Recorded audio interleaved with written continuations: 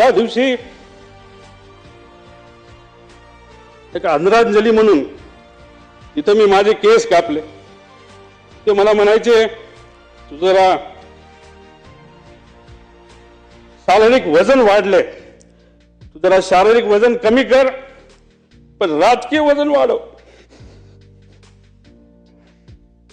मी नुसतं म्हणायचो हो करतो, पण मी त्यांना शब्द देतो की माझी हेअरस्टाईल मी अशीच ठेवेल, शारीरिक वजन कमी करेल, राजकीय वाढवेल.